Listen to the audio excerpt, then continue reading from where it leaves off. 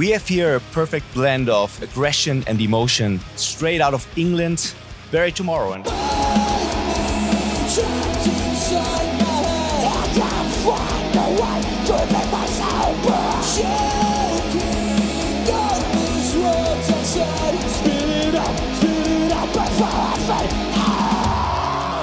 now here at Wacken, again, you just killed it on the louder stage. How are you feeling? Well, thank you. Yeah, what a review. Yeah, that was pretty sweet. Yeah, it was good.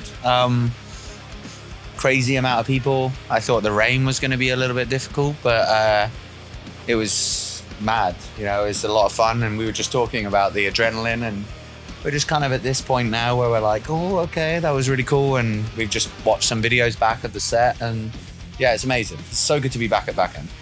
I called you a perfect mixture of aggression and emotion. I do really mean that, because to me, Bury Tomorrow, it's not many bands that can make you like go like this, like really let it all out, but then with the hooks, like bring it all back, and like you just want to burst out with rage, but then the emotion just follows it. How do you manage to get that balance and to have done it so many times that it's almost like, is there a secret formula you have?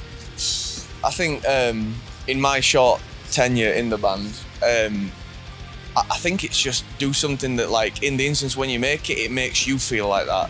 So as long as whenever you're doing it, it makes you feel like that, and then obviously when we show it among like the bandmates and like the crew and everybody, if it has that reaction to everybody and it like authentically puts that across, then I'm like, yeah, that's right. But I think it's always, if I ever listen to a band and I love the song, I'm like, oh, shit, I wish I'd written that. So it's try and get that feeling. Well, that's how I feel whenever I watch you guys. I'm like, damn it, that's shit. We're doing the job right. Thank you. Thank you. So that's it for me. Well, you've been in the business for over 10 years and metalcore has evolved. Like the tunings have gotten lower. There's been adding more and more strings. How do you think that Bury Tomorrow has maybe affected the course of metalcore? Oh, that's a big question. I mean, I've been in a band since I was 16 years old, so nearly 20 years.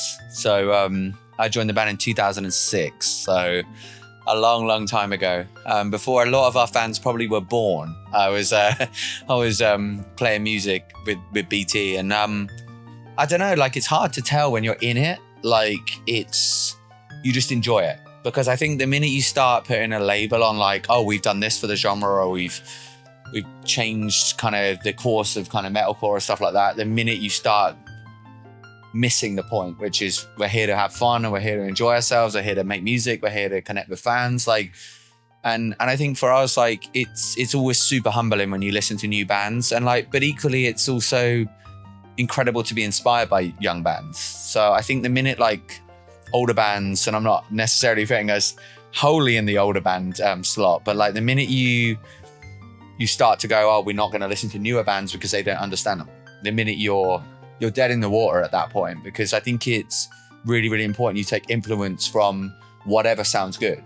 And there are some incredible young metalcore bands, incredible young metal bands, incredible young pop artists, incredible young death metal artists, whatever genre you listen to. And so you've got to like pay homage to that as well as the old school kind of side of things. So we've been a band that's prided ourselves on the fact that we don't hem ourselves into necessarily making just this or just this part of music. We try and broaden the genre in a sense of going, we're metalcore, we can be melodic and heavy. So your description was such a beautiful one, and Thank you. And thank you so much for saying it, because that's what we pride ourselves on, being aggressive, but also being able to delve into the melodic side of things, you know? Yeah, I mean, you guys, you really come through as having a big heart, and especially with the lyrics being about very dark moments in your life and overcoming hardships and showing resilience. I was wondering if you guys have a personal song. It doesn't have to be a Bury Tomorrow song that is like your go-to song for like, okay, I need strength now. What would that be? That's a really good question. And next time we need a blurb writing, can we come to you, please? Sure. Yeah, you've got it down. Wrath is probably one for me that is has definitely got that about it. Like Dan, when we've been doing it on the last couple of tours, Dan speaks about it like really eloquently. So I'm gonna pass over to you whatever your choice is with that song. But yeah, just it's about the inevitability of dealing with loss and finding things in life that make the loss worth everything else. So that for me, that song kind of encapsulates that quite a lot within our stuff. So that'd be my pick. Yeah, I mean, obviously there's lots of songs out in the world that you kind of go to, and like, as I said, like where none of us are hemmed in by genres. Like we listen to pop music, we listen to rock music and indie music, hardcore music, whatever it is, drum and bass, like dance music. But I think if you were to pick in our songs, like Wrath is one of those ones where, like, I've written a lot over the years about my own mental health, like, and I've been through lots of struggles and continue. It's my long-term condition in that I'm never going to get over having generalized anxiety disorder. I'm never going to get over the fact that I get more depressed than potentially the average person. I'm never going to get over the fact that I have an eating disorder. I can just cope with it. And when we wrote Wrath, it was like Dawson, our guitarist, came to us with a story about, a real life incident of a friend that was really going through loss, and unfortunately, and in quite a unifying way, that loss is something that we all experience, right? And we're all going to go through it, and most people have already gone through it. But there's kind of a unifying sense of grief, which is like, it connects us all because we all go through that, so we can all support each other through that. And like, I truly believe that the world needs to be a little bit more kinder, a little bit more compassionate, and understand that actually, if we all go through these moments where we need support, then actually, surely it's a given that we should all have a little bit more empathy for those people that are going through that. And so we, on the last tour, actually, on the first day of that tour, we found out that a good friend of us, our band, massive fan of our band for many years, lost his battle to a long-term condition, and he passed away. And it was like this weird serendipity, this weird unifying moment where we knew we were going to be playing that song on tour and dealing with that mentally, which was hard, but it was also really cool to see all of the fans understand that fundamentally on a granular level, right? And so that was a horrible situation to be in, but also a beautifully unifying moment where everyone could remember that person for how great they were, right? And so, and I think there's a lot of stigma around death and a lot of stigma about losing people, and unfortunately everyone's going to go through it, right? And so Wrath was written in that way to kind of go, we all go through this, how can we support each other through it? I don't wish bad upon anyone, but you were just talking and opening up about your personal struggles, and I think the positive thing in that is that when you talk to the audience on stage about showing compassion and kindness and that we need to be more human to each other, real recognizes real. And I think that people that are going through these struggles, they see that in you, and that way they can feel your message and like, okay, he gets it. And then it's a different kind of connection than just spouting it like, yeah, this is the right thing to say. I appreciate that, man. So the world is on fire, man. And like, we were talking about it even on this tour, right? We got the Olympics where people are talking about Khalif being a biological male when she's a biological female. And we're in a world where there's a tinderbox, and there's moments where at any moment the world can kick off and be uncompassionate or discriminative or exclusionary to people. This world needs more compassion. And we need to take a step back and say we are human beings, human beings, and we need to look after each other, right? And the world has got so much division at the moment in time, and people are so ready to fight. And I'm kind of tired of that. I do this as a job outside of being in the band. Like, my whole job is inclusion and trying to support people to have a safer, more compassionate environment, right? And so I get kind of tired of feeling it and seeing it and hearing it. And I think people just need to take a step back, right? And they need to start looking at each other as what we are, which is carbon-based miracles walking around, and just, it doesn't matter about our skin tone or our religion that we believe in, or the gods that we might believe in, or our identity, our gender identity, our ability, our religion. It makes no difference. Right? I was going to swear, so apologies for that. But I just think the more that I can do, my biggest platform is the stage. My biggest platform is the lyrics. So why would I not use that?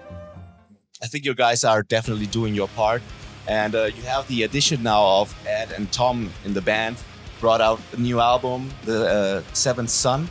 And I really like that it's not only like in your face, but it also has some very emotional, like almost power ballad anthems like Majesty.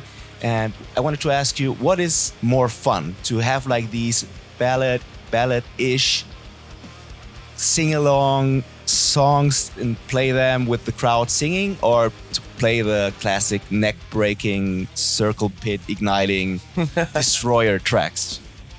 I think it's a beautiful thing to have them both, because like the variety gives the heavier stuff power, but then when you kind of bring it to a more like lower dynamic, yeah, I think each are more effective because we can do both. I mean, we've not done Majesty live yet, but we will.